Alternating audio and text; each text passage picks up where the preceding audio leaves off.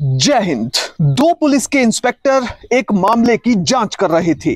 मामले की जांच करते हुए जब वो एक आरोपी को बुलाते हैं, संजय सिंह को अपने पास बुलाते हैं, तो वो 2 दिन पुलिस के पास रहता है। पुलिस उससे पूछताछ करती है, मगर तीसरे दिन वो व्यक्ति सुइसाइड कर लेता है, यानी आत्महत्या कर लेता है। इसके बाद संजय सिंह का भाई प्रमोद सिंह, उसको पुलिस बुलाती है और उसके बाद प्रमोद सिंह भी आत्महत्या कर लेता है। और पूरा मामला ये शुरू हुआ था लक्ष्मण सिंह से। अब संजय और प्रमोद दोनों भाई थे और दोनों की आत्महत्या के बाद एक बड़ा बवाल खड़ा हुआ, जिसके बाद पुलिस इंस्पेक्टर की नौकरी खतरे में आ गई। दोनों पुलिस इंस्पेक्टर फरार हो गए। इसके बाद पुलिस ने दोनों के फोन सर्विलेंस पर लगाए और उनमें से एक को तो फौरन ही गिरफ्तार कर लिया। इस पूरे केस के बारे में आपको बताएंगे, पर सबसे पहले आपसे अपील कि आप बड़ी संख्या में हमारे वीडियोस को देख रहे हैं पर चैनल सब्सक्राइब नहीं कर रहे, इसलिए अगर आप इस वीडियो को देख रहे हैं तो फौरन चैनल को सब्सक्राइब कीजिए। सब्सक्राइब करेंगे तो इससे हमें भी हौसला मिलेगा। अब ये पूरा मामला क्या है ये आपको बताते हैं। इस पूरे मामले को समझने के लिए आपको चलना पड़ेगा उत्तर प्रदेश के आगरा में। आगरा से यह मामला शुरू होता है। दरअसल आगरा में एक गांव है रूपधनु। रूपधनु गांव में 2 भाई रहा करते थे, संजय और प्रमोद। संजय सिंह और प्रमोद सिंह दोनों भाई थे। अब संजय जो है वो अपना काम देखता था, वहीं जो प्रमोद था वो होमगार्ड की नौकरी करता था, यानी कि पुलिस में नौकरी करता था। अब संजय और प्रमोद में काफी घनिष्ठ संबंध थे और लक्ष्मण सिंह जो है वो संजय सिंह का साला था, यानी ये संजय सिंह है तो इसका साला लक्ष्मण सिंह था। अब अचानक से क्या होता है कि लक्ष्मण सिंह को एक नाबालिग लड़की से प्यार हो जाता है। नाबालिग लड़की से प्यार होने के बाद वो नाबालिग लड़की को भगाकर ले जाता है, लड़की को भगा लेता है। अब लक्ष्मण सिंह लड़की को अपने साथ भगाकर ले जाता है तो उसके बाद पुलिस हरकत में आती है, क्योंकि दूसरी साइड से जिस नाबालिग लड़की को वो भगाकर ले गया था उसके परिवार ने कंप्लेंट की। पुलिस ने इस मामले की जांच शुरू की। जांच शुरू करने के बाद सबसे पहले पुलिस पहुंची संजय सिंह के पास।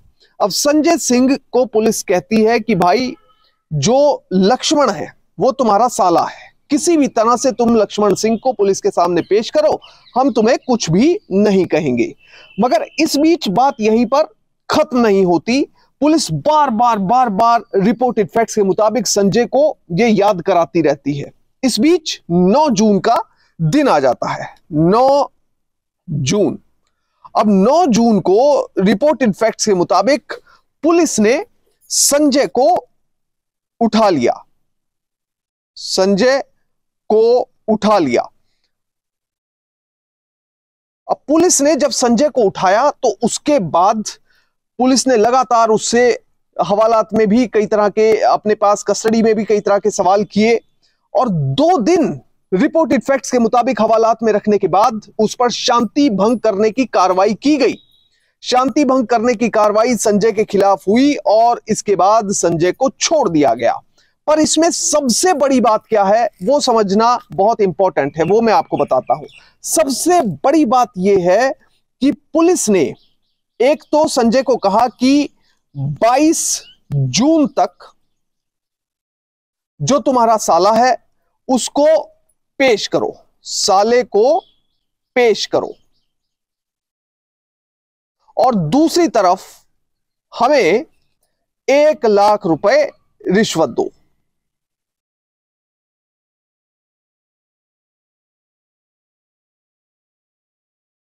एक लाख रुपए और साथ में साले को पेश करो। अब ये 2 डिमांड्स जो हैं वो पुलिस के द्वारा रखी गई। रिपोर्टेड फैक्ट्स के मुताबिक अलग अलग मीडिया में यही खबर आई। अब इसके बाद संजय सिंह बड़ी टेंशन में आ गया, मगर फिर भी किसी तरह से संजय ने पैसों का इंतजाम किया और 10,000 रुपए पुलिस को दे दिए।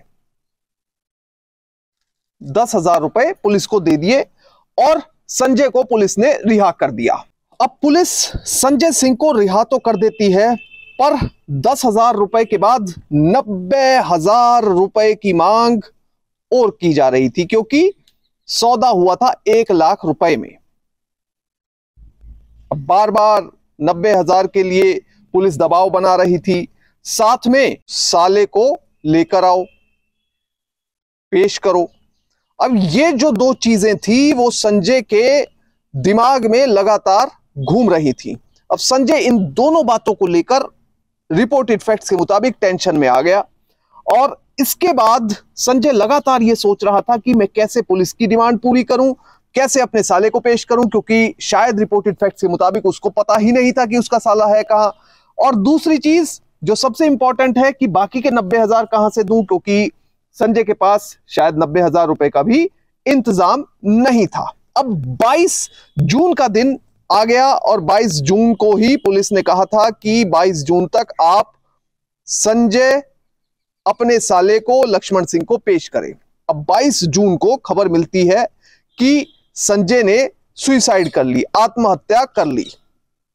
संजय अपने घर के पास गांव में, रूपधनु गांव में, एक पेड़ से लटककर आत्महत्या कर लेता है। अब जब पेड़ से लटककर आत्महत्या करता है तो शोर मच जाता है, उसके बाद पुलिस भी आती है और भी कार्रवाई होती है। वहीं दूसरी तरफ जो संजय था, इसका भाई प्रमोद जो है वो होमगार्ड के तौर पर काम करता था। वो होमगार्ड था, यानी कि पुलिस में ही था। बहुत छोटा पद होता है, मगर फिर भी पुलिस डिपार्टमेंट से जुड़ा हुआ है। अब प्रमोद को सब कुछ पता था, तो प्रमोद ने इसके बाद 23 जून को पुलिस में जाने का फैसला किया। 23 तारीख को प्रमोद ने पुलिस में जाने का फैसला किया और अपनी तहरीर दे दी। उसने तहरीर दी और तहरीर में जो है सीधे तौर पर दारोगा पर इल्जाम लगा दिया। उसने कहा कि जो दारोगा हरिओम है वो लगातार मेरे भाई को दबाव बना रहा था, उससे पैसे मांग रहा था, इसके साथ ही भाई साले को पेश करने के लिए कह रहा था, इस वजह से मेरे भाई ने आत्महत्या की है। अब लगातार जब इस तरह की बात पुलिस के सामने आई रिपोर्टेड फैक्ट्स के मुताबिक, तो पुलिस ने यह कहा कि भाई जब हमारे पास जांच रिपोर्ट आएगी तो हम कार्रवाई करेंगे, हम एकदम से कार्रवाई आपकी बात पर, आपके इल्जाम पर नहीं कर सकते।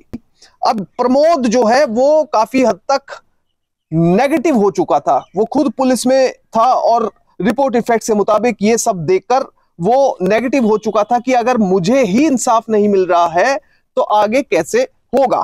अब फिर क्या होता है कि 24 जून का दिन आता है। अब इस बीच जो प्रमोद है उस पर दबाव यह बनाया जा रहा था कि भाई आप जो पुलिस के दारोगा हैं उनको फंसाओ मत, उनको फंसाकर आपको क्या मिलेगा, आप किसी भी तरह से समझौता कर लो। रिपोर्टेड फैक्ट्स के मुताबिक उसे 24 जून को भी सुबह से ही फोन आने शुरू हो गए। अब ये फोन क्यों आ रहे थे कि किसी भी तरह से आप समझौता करो, आप इसमें कंप्लेंट मत करो और मामले को दबा दो, इसके लिए उसे लगातार फोन आ रहे थे।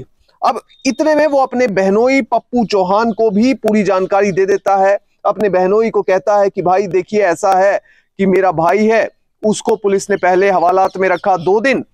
दरअसल जो साला है वो नाबालिग लड़की के साथ भाग गया था, मगर उसके बाद उसने आत्महत्या कर ली और पुलिस अब मुझ पर दबाव बना रही है कि किसी भी तरह से इस मामले को दबा दो, हम पर इल्जाम मत लगाओ। अब प्रमोद पर एक तो मामले को दबाने का दबाव और दूसरा